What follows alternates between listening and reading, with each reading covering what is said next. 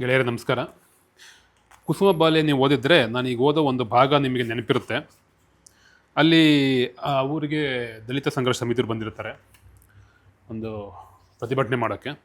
ಅಲ್ಲಿ ಬರೋವಂಥ ಒಂದು 4-5 ಸಾಲುಗಳನ್ನ ಓದ್ತೀನಿ. ಆ ಕಿರುಚಾಟಕ್ಕೂ ತನಗೂ ಸಂಬಂಧ ಇಲ್ಲ ಅನ್ನುವಂತೆ ಕೇರಾಮ್ ಎಂಬವ ಧರಿಸಿದ್ದ ಬುಸ್ಸರ್ಟ ತಾತ್ಸಾರದಲ್ಲಿ ಕಳಚಿ ಮಾರಿಗುಡಿ ನೇತಾಕ್ಬಿಟ್ಟು ಬರೀ ಮೈಲಿ ಆ ಪ್ಯಾಂಟಲ್ಲೇ ಚಕ್ಕಲ ಮಕ್ಕಳ ಹಾಕಿ ತನ್ನೆರಡೂ ಕೈ ನುವ್ವಿ ಆ ತನ್ನೆರಡೂ ಕೈಗಳಿಗೆ ಕೊಟ್ಟು ಬುಟ್ಟು ಮುನಿಸ್ಗಂಡವನ ತರವಾಗಿರಲು ಈ ಕೇರಾಮ್ನಿಗೆ ಒಸಿ ಅಮಾಸನ ಬಟ್ಟೆ ಬರಿ ತೊಡಿಸಿ ಆ ಗೋಣಿ ಚೀಲ್ದ ಬಾಡ್ಗ ಸೈಕಲ್ಲು ಹಿಡಿಸಿ ನಿಲ್ಲಿಸ್ಬಿಟ್ರ ಅಮಾಸಗ ಹಣ್ಣೋ ಟಮ್ನೋ ಅನ್ನುವಂತೂ ಅದೂ ಬೇಡ ಅಂದ್ರ ಅವ ಹೆಂಗುವಿ ಬರಿ ಮೇಲೆ ಇದ್ನಲ್ಲ ಅದಕ್ಕೆ ಸಿಕ್ ಕಡ ವಿಭೂತಿ ಬೆಳೆದು ಕತ್ಗ ರುದ್ರಾಸ ಸರ್ವ ತೊಡಿಸಿ ಕೈಯಾಗ ತ್ರಿಶೂಲ ಹಿಡಿಸಿ ಅವನ್ನ ತಲ್ವಾ ಬೋಳಿಸಿ ಅದಕ್ಕೆ ಕಾವಿ ಬಟ್ಟೆ ಧರಿಸಿಸಿ ಆಮೇಲೆ ನನ್ನ ಮಗ್ನದ ಅವನ ಎತ್ಕೊಂಡು ಬಂದು ಹುಲಿವಾನದ ಮ್ಯಾಲ ಕೂರಿಸ್ಬಿಟ್ರ ಇದೇನಪ್ಪ ಶಿವ ಆ ನಮ್ಮಪ್ಪ ಸ್ವಾಮಿ ಮಲೆ ಮಾದೇಶ್ವರ ದರಗ ಇಳಿದವ್ರೆ ಅನ್ಸಂಗ ಇದ್ರೆ ಅಂತ ಇದು ಮುಂದುವರಿಯುತ್ತೆ. ಕೇರಾಮ್ ಅಂದರೆ ನಿಮಗೆ ಯಾರ ಬಗ್ಗೆ ಹೇಳ್ತೆ ಅಂತ ಗೊತ್ತಾಯ್ತು ಅನ್ಸುತ್ತೆ. ಇದು ಮತ್ತಾರೂ ಅಲ್ಲ, ಇದು ಕೋಟ್ಕಾನಹಳ್ಳಿ ರಾಮಯ್ಯ ಅವರ ಬಗ್ಗೆ ಒಂದು ಫಿಕ್ಷನಲೈಸ್ ಮಾಡಿರೋವಂಥ ಕುಸುಮ ಬಾಲಿಯಲ್ಲಿ ಇದು ಮೊದಲನೇ ಎಡಿಷನ್ ಭಾಗ. ಇದನ್ನು ಏಕೆ ಹೇಳಿದೆ ಅಂದರೆ, ನಾವು ಆಕೃತಿ ಪುಸ್ತಕದಿಂದ ಇತ್ತೀಚೆಗೆ ಕೋಟ್ಕನಹಳ್ಳಿ ರಾಮಯ್ಯನವರ ದರ್ಗಾ ಮಾಳದ ಚಿತ್ರಗಳು, ಅವರ ಬಿಡಿ 41 ಪ್ರಬಂಧಗಳ ಸಂಕಲನ, ಇದನ್ನು ಅವರು ಅಲ್ಲಿ ಆದಿಮ ಮತ್ತು ಬುಡ್ಡಿ ದೀಪದಲ್ಲಿ, ಅಂದರೆ ಅವ್ರ ದರ್ಗಾ ಮಾಳ ಅಂದರೆ ಅಲ್ಲಿ ಕೋಲಾರದ ಬೆಟ್ಟದಲ್ಲಿರುವ 6 ಹಳ್ಳಿಗಳ ಜೀವ ಕೇಂದ್ರ ಅಂತ ಬರ್ಕೋತಾರೆ. ಆ ಜೀವ ಕೇಂದ್ರದಲ್ಲಿ ಕೋಟ್ಕನಹಳ್ಳಿ ರಾಮಯ್ಯನವ್ರು ನಡೆಸಿದ ಎಕ್ಸ್ಪೆರಿಮೆಂಟ್ಗಳ ಬಗ್ಗೆ ಬಹಳ ಹ್ಯೂಮರಸ್ ಆಗಿ ಬರೆದಿರುವಂಥ ಈ ಲೇಖನಗಳನ್ನ ರಂಗಕರ್ಮಿ, ದಕ್ಕಲಕಥಾದೇವಿ, ಬಾಬ್ ಮಾರ್ಲಿ ಫ್ರಮ್ ಕೋಡಿಹಳ್ಳಿ ಈ ನಾಟಕಗಳ ನಿರ್ದೇಶಕರಾದ KP ಲಕ್ಷ್ಮಣ್ಣವರು ಸಂಗ್ರಹಿಸಿ ಎಡಿಟ್ ಮಾಡಿ ಅದಕ್ಕೊಂದು ಪರಿಚಯ ಬರಹ ಕೊಟ್ಟಿದ್ದಾರೆ. ಇದು ಯಾವ ಥರ ಬರಹಗಳು ಅಂತ ನಿಮಗೆಲ್ಲ ಕುತೂಹಲ ಇರ್ಬೋದು.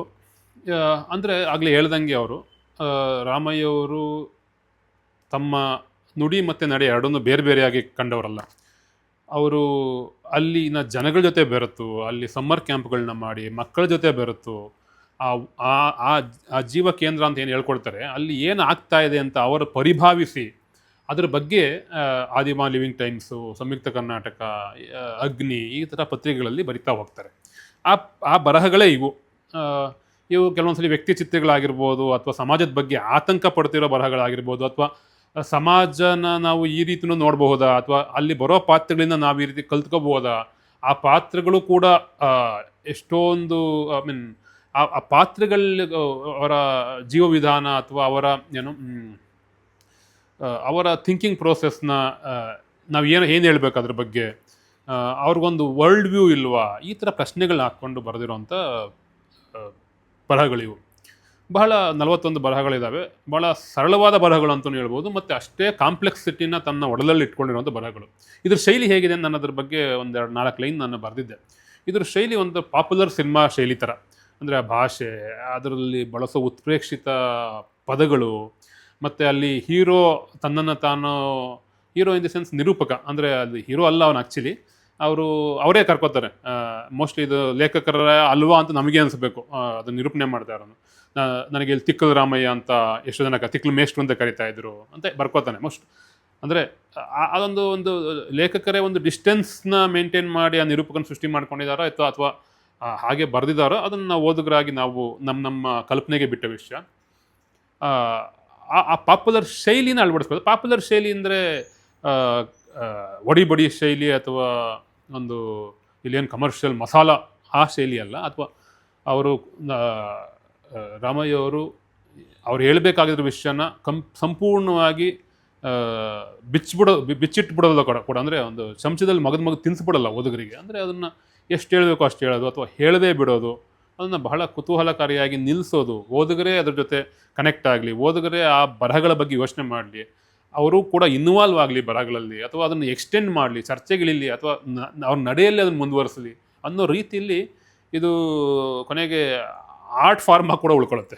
ಕಮರ್ಷಿಯಲ್ ಆದ ಶೈಲಿನ ಉಪಯೋಗಿಸಿ ಆರ್ಟ್ ಫಾರ್ಮ್ ಆದ ಕಂಟೆಂಟನ್ನು ಎರಡು ಬೇರೆ ಬೇರೆ ಶೈಲಿ ಏನಲ್ಲ, ಸುಮ್ಮನೆ ಒಂದು ಈ ಪಾಪ್ಯುಲರ್ ಆಗಿರೋ ನರೇಟಿವ್ನ ಇಟ್ಕೊಂಡು ನಾನು ಹೇಳಿದೆ ಅಷ್ಟೇ. ಸೊ ಸುಮ್ಮನೆ ಒಂದು ಪ್ಯಾರಾಗ್ರಾಫ್ ಓದ್ಬೋದು. ಅಂದರೆ ಮಾದೇವಿ ಎಮ್ಮೆ ಕರುವಿನ ನಾಮಕರಣ ಮಹೋತ್ಸವ ಅನ್ನೋದರಲ್ಲಿ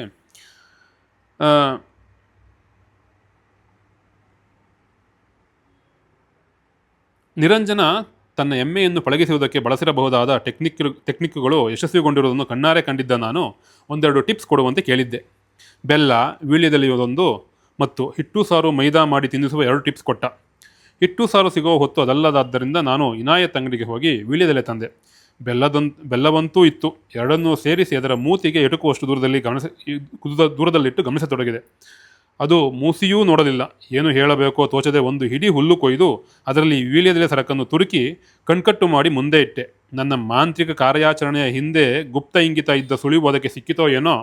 ಲೇ ಅಲಾಲ್ಕೋರ್ ನನ್ನ ಮಗನೇ, ನನಗೆ ಟೋಪಿ ಇಕ್ಕೋದಕ್ಕೆ ನೋಡ್ತೀಯಾ? ನಿನ್ನ ಜೊತೆಯಲ್ಲಿ 3 ಹೊತ್ತು ನೆರಳಿನಂಗೆ ತಿರುಗೋ ರಹೀಮನ ಟೋಪಿ ಕೀಳೋಕ್ಕೂ ಕೈಲಾಗದೆ ಹೋಯಿತು. ಈಗ ನನಗೆ ಹಾಕಕ್ಕೆ ನೋಡ್ತೀಯಾ? ನಿಜಕ್ಕೂ ಅಶರೀರವಾಣಿಯಂತೆ ಆ ಎಮ್ಮೆ ಕರುವಿನ ಅಂತರಾತ್ಮದಿಂದ ಹೊರಟಂಥ ಸಾಲೋಲೋಕಿ ಸ್ವಾಮಿ ಇದು. ಅಲ್ಲಿಗೆ ನಮ್ಮಿಬ್ಬರ ನಡುವಿನ ಸಂವಹನ ಸೇತುವೆ ಮುರಿದು ಬಿತ್ತು. ಒಂದೇ ಸಮನೆ ರಂಕು ಹಾಕಿ ಕಣ್ಣಿ ಕಿತ್ತುಕೊಳ್ಳುವ ಶಿವತಾಂಡವ ಆರಂಭಿಸಿತು. ಇಂಥ ಉನ್ಮತ್ತ ಕುಣಿತ ಬಹಳ ಹೊತ್ತು ಸಾಗದೆ ಹೋಯಿತು. ಅದು ಇದುವರೆಗೂ ತುಳಿದು ಹಾಕಿದ್ದ ಹೂಗಿಡಗಳ ಆಕ್ಟಿಂಗ್ ಏರಿಯಾ ಬಿಟ್ಟು ಗಾರೆ ನೆಲಕ್ಕೆ ಜಿಗಿದು ತಪ್ಪು ಮಾಡಿತು. ನುಣ್ಣನೆ ನೆಲದ ಮೇಲೆ ಕಾಲೂರಿ ನಿಲ್ಲದೆ ಮುಗ್ಗುರಿಸಿ ಪಲ್ಟಿ ಹೊಡೆಯಿತು. ಕೊರಳ ಹಗ್ಗ ಉರುಳಾಯಿತು. ನಾನು ಗಂಟು ಬಿಚ್ಚಿ ಎತ್ತಿ ನಿಲ್ಲಿಸಿ ಮಣ್ಣಿನ ನೆಲ ಕಾಣಿಸಿದೆ. ಅದು ಒಂದೇ ನೆಗೆತಕ್ಕೆ ಬೇಲಿ ನೆಗೆಲಿ ಹೋಗಿ ಬೇಲಿಯಲ್ಲಿ ಸಿಕ್ಕಿಕೊಂಡಿತು. ಗೋಳು ನೋಡಲಾರದೆ ಹೇಗೋ ಬಿಡಿಸಿದೆ. ಅದು ಪೋಲೋ ಆಟದಲ್ಲಿ ಜಿಗುವಂತೆ ಜಿಗಿದು ಹೋಗಿ ಅದರ ತಾಯಿಯನ್ನು ಕೂಡಿಕೊಂಡಿತ್ತು. ಆಗಲಿಂದಲೂ ಅದಕ್ಕೆ ನನ್ನ ಮೇಲೆ ಹಳೆ ಹಗೆತನ. ಅದಕ್ಕಿನ್ನೂ ನಾಮಕರಣ ಮಾಡಿರಲಿಲ್ಲ. ಹೀಗೆ ಅದು ಆ ಪ್ರಬಂಧದ ಒಂದು ಭಾಗ ಓದ್ದೆ ನಾನು ನಿಮಗೆ. ಮೊನ್ನೆ ಇದರ ಬಿಡುಗಡೆ ಕೋಲಾರದ ಬುಡ್ಡಿ ದೀಪದಲ್ಲಿ ಆಯಿತು. ಅಲ್ಲಿ ಪುರುಷೋತ್ತಮ ಬಿಳಿಮಲೆ ಮತ್ತು ನೆಲಕುಂಟೆ ವೆಂಕಟೇಶ ವಿಜಯಂ ಅವರು ಪುಸ್ತಕ ಬಿಡುಗಡೆ ಬಗ್ಗೆ ಮಾತಾಡಿದ್ರು. ನೆಲಕುಂಟೆ ವೆಂಕಟೇಶ್ ಅವರು ಮಾತಾಡ್ತಾ ಚಿದಂಬರ ರಸ್ತೆಯ ಪರಿಸರದ ಕಥೆಗಳು ಅದ ವಿಸ್ತೃತ ರೂಪ ಇದು ಅಂತ ಕರ್ವಾಲೋ, ಈ ಮೂರು ಬರಹಗಳ ವಿಸ್ತೃತ ರೂಪ ದರ್ಗಾಮಳದ ಚಿತ್ರಗಳು ಅಂತ ಹೇಳಿದ್ರು. ಮತ್ತು ಎಲ್ಲವನ್ನು ಇವತ್ತು ಎಕಲಾಜಿಕಲ್ ದೃಷ್ಟಿಯಿಂದ ನೋಡೋದು ಏಕೆ ಪ್ರಮುಖ ಅಂತ ಇಟ್ಕೊಂಡು ವೆಂಕಟೇಶ್ ಅವರು ಮಾತಾಡಿದ್ರು. ದಯವಿಟ್ಟು ಇದು 275 ರೂಪಾಯಿ. ನಿಮಗೆ ಪುಸ್ತಕ ಬೇಕು ಅಂದರೆ ಆಕೃತಿ ಪುಸ್ತಕಕ್ಕೆ ಬನ್ನಿ ಬಸವನಗುಡಿಗೆ, ಅಥವಾ ಹತ್ತಿರದ ಪುಸ್ತಕದ ಅಂಗಡಿಯಲ್ಲಿ ಕೇಳಿ. ಬೇರೆ ಬೇರೆ ಪುಸ್ತಕದ ಅಂಗಡಿಗಳು ಕೂಡ ದುಡಿತಾ ಇದೆ. ಪೋಸ್ಟ್ನಲ್ಲಿ ಬೇಕಿದ್ದರೂ ಕೇಳಿ. ಧನ್ಯವಾದಗಳು.